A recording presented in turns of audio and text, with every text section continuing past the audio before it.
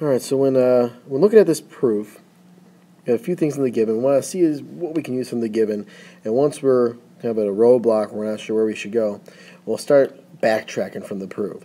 So we know that P, A, B, all three of those points are a part of plane M. So they're on plane M. That's what that little E-looking thing means right here. This guy right here, that means that it's a part of plane M. And we know that CP is perpendicular to M.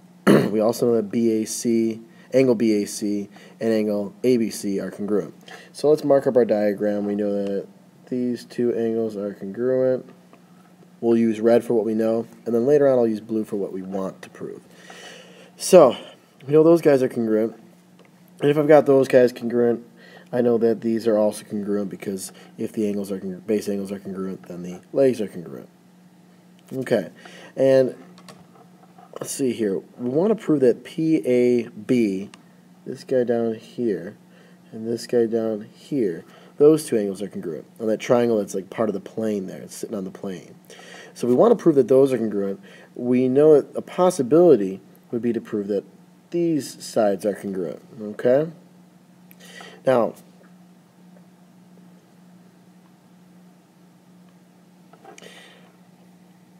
the way I'd usually either get sides or angles to be congruent is through CP/CTC. So I have to somehow prove a couple triangles congruent.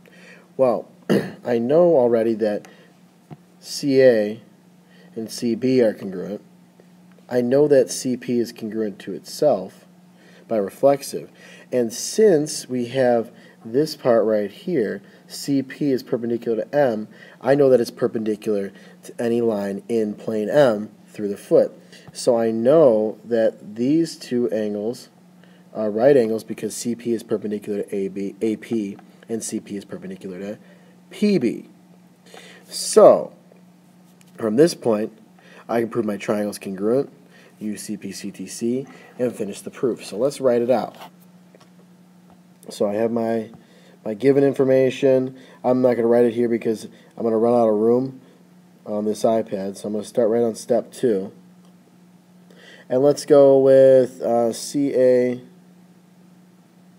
is congruent to CB if angles,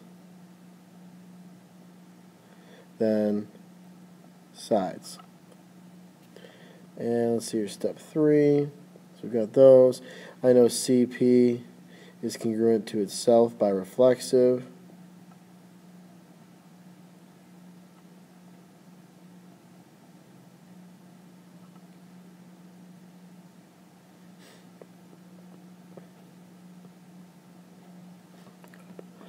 All right. Now the next thing I do is I can say that CP is perpendicular to PA, CP perpendicular PA, and CP is perpendicular to PB.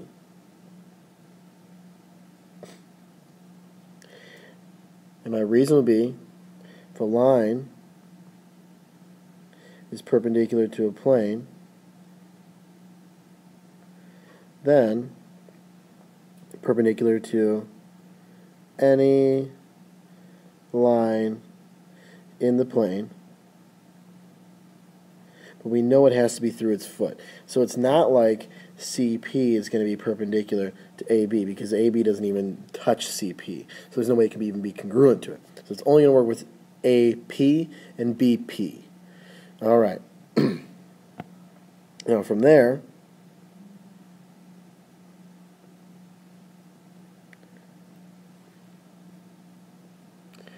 we can say that we have right angles. So angle CPA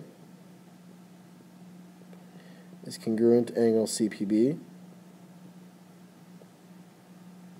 by the definition of perpendicular.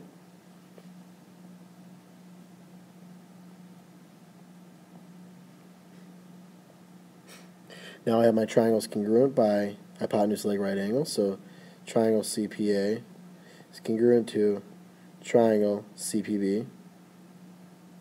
Notice how I have my hypotenuse, both hypotenuses, whatever, and you have CP is your leg, and you have your right angles right here and here.